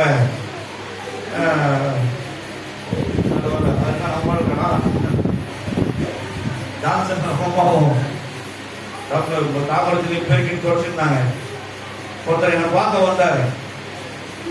திடீர்னு வந்து குட்டி போட்டு, ஐயா எனக்கு ஜவம் பண்ணியா, எனக்கு ஏதோ பணம் மீன் பாடி வண்டி போட்டு வண்டியை வெளியே நிறுத்திட்டு வந்தார். வந்து நான் அவரை திரும்பி பார்த்தேன், உட்காந்து எழுதிட்டு இருக்கிறேன். பார்த்த உடனே அவர் என்ன பண்ணாரு, திடீர்னு 4 ரவுண்டு எகிரி குதிச்சாரு. 4 கை காலு அப்படியே அப்படியே எகிரி குதிக்கிறார். குரங்கு மாதிரி எகிரி குதிக்கிறார். இந்த குரங்கு மாதிரி எகிரி குதிக்கும் போதே இந்த வாய் அப்படியே சர்வ மாதிரி ஆக்கி இந்த நாட்டை உள்ள விட்டு காட்டுறாரு. அப்போ சர்வத்தின் ஆவியும் அவர் அட்டாக் பண்ணிக்குது. அனுமார் அந்த ஆவியோட அவர் அட்டாக் பண்ணி 2 பிள்ளைங்க சாட்சி பகிடி கடை வச்சு தொடர்ந்து அந்த மாமலை வச்சாங்க. அப்படியே போட்டு 2 பேரும் பூந்தாச்சு ஓடினாங்க. 2 பேரும் ஐயா ஓட்டியா மாட்டீங்க, ஐயா ஓட்டியா, நானா ஓட்டியா வந்துருங்க. 1000 பேரோட இருக்குது கரண்ட தண்ணுக்கு ஜோர தண்ணுங்க. 1000 பேரோட மகிழ்ச்சி தெரியாம கேட்டு பாருங்க. 1000-10,000 சிறந்தவர் தேவன், அவர் நம்மோடு இருக்கிறார். அல்லேலூயா, அல்லேலூயா. ஒண்ணுமேல கிட்ட வந்தீங்க முக்கிய போற வாட்டர் கேட்டால் வச்சுவார். கட்டங்க இயேசு நாமத்தில் எங்களுக்கு முன்ன இயேசு நாமத்தில் ஜபம் பண்ண கிட வந்தாரு. திருப்பி அந்த வீட்டுக்கு ஓடு. இன்னைக்கு நானே அவரை உங்க ஃபேமிலியே ஓசனாட்டவரை சேர்த்துட்டேன். டேனியல் ஐயா சொல்றாரு, டேனியல் ஆத்மன் ஐயா, ஏன் வாசையா அந்த உங்களை ஏசுனாவே நினைச்சுங்க. எப்போ பார்த்தாலும் சொல்லுவாங்க, உயிரை காப்பாத்துறியா, உயிரை காப்பாத்தியா, உயிரை காப்பாத்து. கத்துட்டு வருஷம் அவங்க ஏன் நான் இதை சொல்றேன்னா, கடைசி காலம் சொல்லு. நீங்க சொல்ற பின்னாடி வருத்தப்பட்ட பிரயோஜனம். தடம் மாறி போகக்கூடாது, தடம் மாறி நடக்கக்கூடாது. நம்ம சிந்தை நம்ம ஆப்ரேட் பண்ண வரல, நம்ம சிந்து விடக்கூடாது. இதை படிக்கணும், இதை படிக்கணும். இது என்ன சொல்றது, அதன் பிரகாரம் உங்க வாழ்க்கை நடத்திப்பாரு. சமாதானம் இருக்கணும். சத்தியத்தை அறிவியல் சத்தியம் உங்களை விடுதலை ஆகும். விடுதலைக்காக எங்க ஓட தேவையில்ல, விடுதலை உள்ளே இருக்குது. விடுதலை எங்க இருக்கு? இது உள்ளே இருக்குது. நம்ம சகோதரர் டேவிட் ராமகிருஷ்ணன், நான் தான் அவருக்கு பேப்டிஸ்ட் கொடுத்தேன். பெங்களூர்ல இருந்து காரில் அவர் எட்டு வந்தாங்க. பேங்க் காலனிக்கு வந்தாங்க. கிட்ட வந்து எனக்கு குளிர் ஜலம் வந்துருச்சு. குளிர் திருச்சி அடிக்கிறது உடம்பு. சரி, இங்கே எடுத்து வந்து விட்டாங்க. அம்மா அந்த அம்மா அடுத்துட்டு வந்திருந்தாங்க. தம்பி விஜயம் கூட வந்திருந்தாரு. வெஜிட போட்டு அப்படியே சுற்றி விட்டோம். ஓட முடியுமா? குளிர்தல் சொல்ல முடியுமா? கர்த்தர் அவருக்கு விடுதலை கொடுத்தா. என்ன கொடுத்தான்னு கேட்டுப்பாரு. தேவனுடைய அன்பை நாங்கள் கொடுத்தோம். கரங்களை தட்டுங்க, ஜோரா தட்டுங்க. பெங்களூர் பட்டணத்துல 1.5 லட்சம் கொடுங்க, 1 லட்சம் கொடுங்க, 45,000 கொடுங்க. அவங்கள ரேட்டு பேசினாங்க. என்ன கொடுத்தான்னு கேட்டுப்பாரு. சந்தோஷமா சொல்றேன். ஏனென்றால் நம்ம தேவன் உலகில் இருப்பவர் காட்டில் நமக்கு இருக்கிற பெரியவராக இருக்கிறார். அப்போ அந்த பெரியவர் கூட இருந்ததுன்னா உன் நாவு எப்படி இருக்கும்? பரிசுத்தமா இருக்கும், ஒழுங்கா இருக்கும். பேச வேண்டியது மட்டும்தான் பேசணும். நீ அநேகருக்கு ஆசீர்வாதமா இருப்பார். வஞ்சகமானது செய்யாது, வஞ்சகமானது யோசிக்காது, வஞ்சகமானது பேசாது. தீட்டுப்பட்ட கத்தியாய் நம்ம மாறிவிடக்கூடாது. இருமுனை கருக்குள்ள பட்டயம். பேசுறவங்களே வெட்டும், பேசுற வார்த்தை கேட்கறவங்களே வெட்டும். இவ்வளவு பொல்லாதது, விஷம் நிறைந்தது. சங்கீதத்தில் சவரன் கத்தின்னு சொல்லு, நாவே சவரன் கத்தின்னு சொல்லு. கர்த்தருடைய பரிசுத்த நாமத்திற்கு மகிமை உண்டாகட்டும். 10வது வசனம் பாருங்க. துதித்தலும் சமித்தலும் ஒரே வாயிலிருந்து வருது. இந்த பக்கம் சக்கர தண்ணி, இந்த பக்கம் கசப்பு தண்ணி இருக்குதா? இறங்கான மாதிரி இந்த பக்கம் ஒரு பைப், இந்த பக்கம் ஒரு பைப் இருக்கா? 2 பைப். இந்த பக்கம் ஒரு பைப் செட்ல வந்து திறந்தா திதிப்பா தண்ணி வரும். இந்த பக்கம் ஒரு சைடு திறந்தா, நாங்கள திறந்தா கசப்பா வருதா? இருக்கக்கூடாது. கசப்பு இருக்கக்கூடாது, கசப்பு இருக்கக்கூடாது. நம்முடைய நாவை நாம் அடக்கி பரிசுத்தமாய் காக்க வேண்டும், பரிசுத்தமாய் காக்க வேண்டும். ஏனென்றால் இந்த முழு சரீரமும் தேவனால உருவாக்கப்பட்டது. நம்மை அநேகருக்கு ஆசீர்வாதமாக இருக்கதான் தேவன் நம்மை உருவாக்கி வைத்திருக்கிறார். ஆகையினால நம்ம ஒரு காலமும் நம்ம நாவை பாவத்துக்கோ தீட்டுப்படுத்தவோ விடக்கூடாது. நாம் அதை அடக்கி ஆள வேண்டும். அது நம்மளை அடக்க விடக்கூடாது, அது நம்மளை அடக்கி ஆளக்கூடாது. நாம தான் அதை அடக்கி ஆளணும். கர்த்தருடைய பரிசுத்த நாமத்திற்கு மகிமை உண்டாகட்டும். சகோதரரே, என் சகோதரரே, இப்படி இருக்காது. இந்த மாதிரி இருக்காதீங்க, இதெல்லாம் இருக்காதீங்க. அந்த மாதிரி டபுள் வேஷம் போட்டு இருக்காதீங்க, டபுள் நாக்கு இருக்காதீங்க. தித்திப்போம் கசப்போம் சேர்ந்த நாவை வச்சுன்னு இருக்காதீங்க. எப்படிங்க தேவனை இருக்க முடியும்? தேவன் நம்ம பிரியமா இருப்பாரா? நம்ம சொல்றதை கேட்பாரா? நம்முடைய வார்த்தை மேல போகுமா? ஆண்டவருடைய சிங்காசனத்தை தட்டுமா? ஆனா சுவிசேஷத்தை சொல்லும் போது பாரு, முதல் தான் பார்ப்பாங்க. நமக்கு யாரா தெரிஞ்சுங்க இருக்கிறாங்களா? நம்மளை பத்தி சொல்றாங்க. இப்ப நம்ம இந்த மனுஷனை சொல்றோமே, யாரும் இல்லைன்னா தான் மூட்டி வருவாங்க. யாராவது இருந்துட்டாங்கன்னா சைலண்டா போயிடுவாங்க. எப்போ பார்த்தாலும் நாம் ஒரு வீட்டுக்கு போகும்போது எல்லா காரியத்திலும் நாம் ஆசீர்வதிக்கப்பட்டவா இருக்கணும். அந்த நாவு பரிசுத்தம் உள்ளதாக இருக்க வேண்டும், பரிசுத்தம் உள்ளவராக. இது தீட்டுப்படுத்துக்கு அநேக காரியங்கள் உண்டு. இன்னைக்கு அந்த நாவை எடுத்துக்கொண்டு வாலிப சகோதரிகளும் பல காரியங்களை செய்யறாங்க, பல காரியங்களை செய்யறாங்க. எப்படி பரவத்துக்கு போக முடியும்? பரவ ராஜ்யம் இருக்குதுன்னு தெரியுமா? நியாயத்திக்க போறான தேவன் சங்கீத புஸ்தகத்துல 89 இருக்குது. என்ன சொல்லுனா, தேவன் ஜனங்களை நீதியோடும் நிதானத்தோடும் நியாயம் தீர்க்க போகிறார். தப்பிக்க முடியுமா? முடியவே முடியாது. தப்பிக்கவே முடியாது. 16வது வசனம் வாசிப்போம். ஒரே ஊற்றிலிருந்து தித்திப்பும் கசவும் தண்ணீர் சுரக்குமோ? ஒரே ஊற்று, நம்ம வாயில உமிழ்நீர் தான் ஊற்று. அந்த உமிழ்நீர் இந்த பக்கம் தித்திப்பு, இந்த பக்கம் கசப்பு இருக்குதான். ரொம்ப ஜாக்கிரதையா இருக்க வேண்டும். ஒரே வசனத்தை சொல்லி நான் முடிக்கிறேன். எபேசியர் புஸ்தகம் 5ஆம் அதிகாரம் 6வது வசனத்தை நல்லா புரிஞ்சு வச்சுங்க. நாவை அடக்கி நீ ஆளலனா, தேவன் சொல்லுகிற வார்த்தையெல்லாம் நீ கேட்கலனா, உன் மீது தேவ கோபாக்கனை இறங்கும் என்று தேவன் சொல்றார். எடுத்து வாசிங்க, எல்லாரும் எடுத்துங்க. 5ஆம் அதிகாரம் 6வது வசனம். இப்படிப்பட்டவர்களே நிமித்தமாக ஆண்டவர் உனக்கு எனக்கு காட்டியிருக்கிறார். இந்த மாதிரியான வார்த்தைகள் கீழ்ப்படியாத இருக்கிற பிள்ளைகள் மீது தேவ கோபாக்கினை வருவதால் ஒருவனும் வீண் வார்த்தைகளினாலே மோசம் போகாதபடிக்கு எச்சரிக்கையாயிருங்கள். வீட்டுல கொஞ்சம் வார்த்தையை படி. ஒரு முறைக்கு 4 முறை படிங்க. சில பேர்லாம் எழுதி விட வச்சுக்கிறது கிடையாது. எவ்வளவு எழுதி வைக்கிறீங்களோ அவ்வளவு உங்களுக்கு பின்னாடி நிறைய காரியங்களை ரெஃபரன்ஸ் நீங்க தெரிந்து கொள்ளணும். வர வேண்டியது, கேட்க வேண்டியது, அப்படியே போயிட்டே இருக்க வேண்டியது. எவ்வளவுக்கு எவ்வளவு நீங்க ஆயத்தமாகல அவ்வளவுக்கு அவ்வளவு தேவன் நம்மை பரிசுத்தப்படுத்திக்கிறார். வேதத்துல 3 விதமான காரியங்கள் நம்மை பரிசுத்தப்படுத்தும். ஒண்ணு இயேசுவின் ரத்தம். இரண்டாவது, தன் பாவங்களை மறைக்கிறவர்கள் வாழ்வடைய மாட்டார். அதை அறிக்கை செய்து விட்டு விடணும். தேவனிடத்தில் இரக்க, விடுதலை, சமாதானத்தை பெற்றுக் கொள்வார்.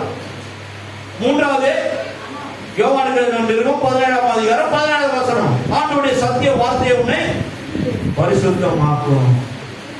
எடுத்து வாசிங்க ப்ளீஸ். ஜான் 17:17.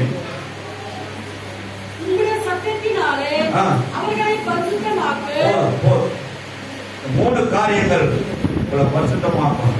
அந்த பரிசுத்தமாக்குறதுக்கு நீங்க அவர்கிட்ட இறங்கி போகணும். உங்களை தாழ்த்தணும், உங்களை வெறுமையாக்கணும். உங்களை அவரிடத்துல அர்ப்பணித்து நீங்க ஒப்பு கொடுத்து பாருங்க. கண்டிப்பாக கர்த்தர் உங்களை ஆசீர்வதிப்பார். ஒரு அருமையான ஒரு மிஷனரி பாடல். உன்னுடைய வாய் அவரை போல மாறணும், அவரை போல பேசணும். எனக்காய் பேசிட நாவு வேண்டும், என்னை போல அலைந்திட கால்கள் வேண்டும். எனக்காய் பேசிட நாவு வேண்டும், என்னை போல அலைந்திட கால்கள் வேண்டும். உன்னிடம் கேட்கிற தர வேண்டும், இதை உன்னிடம் கேட்கிற தர வேண்டும். மந்தையில் சேரா ஆடுங்களே. ரட்சிக்கப்படாத பார்த்து ஆண்டவர் ஒவ்வொரு நாளும் என்ன பண்ணாரு? வருத்தத்தோடு பார்த்து கொண்டிருக்கிறார். ஏன்னா அவர் போய் எகிப்தை ரட்சிக்க முடியாது. அவர் போய் அங்க இருக்கிற அத்தனை லட்சம் மக்களை அழைத்து வெளியே கொண்டு வர முடியாது. ஆனா அவர் தேர்ந்த மனுஷன் 2 பேர், ஆரோனும் மோசே. மனிதனை தான் தேடி அனுப்ப முடியும். அவரால் முடியும். ஒரே ஒரு தேவதூதன் அனுப்பினா போதும். யோனாவை தான் தேடினாரு, எலியாவை தான் தேடினாரு, எலிசாவை தான் தேடினாரு, எரேமியாவை தேடினாரு, எசேக்கியேலை தேடினாரு. ஒரு திட்டத்தை நிறைவேற்ற இன்னைக்கு தேவன் நம்மளை கொண்டு என்ன திட்டத்தை நிறைவேற்றிருக்கிறார். நம்ம வாய் சரியா இருந்தா கண்டிப்பா உங்களை கொண்டு பெரிய காரியத்தை செய்வார். கண்களை மூடுங்க. நாளைக்கு அப்புறம் எடுக்கலாம். கணக்கு நீங்க தான் அவங்களை அர்ப்பணிக்கணும். நீங்க தான் அவரிடத்தை கேட்கணும். நீங்க தான் அவரிடத்துல இரக்கத்தை கேட்டீங்கன்னா இரக்கமுள்ள தேவன் கண்டிப்பாக அவருக்கு உதவி செய்வார். இரக்கமுள்ள பிதாவே, குமாரனாகிய இயேசு நாமத்தில் நல்ல காலங்களை ஆசீர்வதிக்கிறோம். தலைமை காத்து அர்ப்பணித்து ஒப்புக்கொள்கிறார்கள். பேசின எல்லா ஆலோசனைகளுக்காக கூடி நன்றி செலுத்துகிறோம். தாழ்த்தி அர்ப்பணித்து ஒப்புக்கொடுக்கிறார்கள். அந்த பிள்ளைகள் அனைவரையும் பிதாக்குமார் பரிசுத்தாவினாலே ஆசீர்வதிப்பீராக, ஆசீர்வதிக்கிறார். அடுத்த வாரம் தேவை பரிசுத்த அந்த தலைப்புடன் 3வது வாரம் ஆண்டவரே மனுஷன் பேசும் எல்லா பொய்யின் வார்த்தைகளை குறித்து நாங்கள் தியானிக்கவும் கத்தரை இறக்கம் செய்கிறார். சமூகம் பிரசனம் என்று நடந்த பிள்ளைகளை பிதாக்குமார் பரிசுத்தாவினால் 1000 மடங்கு ஆசீர்வதிக்கிறோம். அவர்கள் எல்லாவற்றிலும் சுகமும் கலனும் ஆரோக்கியத்தை விடுதலை பெற்று சமாதானமான பெரிய காரியங்கள் செய்கிற நாம் இருக்கிறோம். நல்ல பிதாவே. ஆமென். ஆமென். ஆமென்.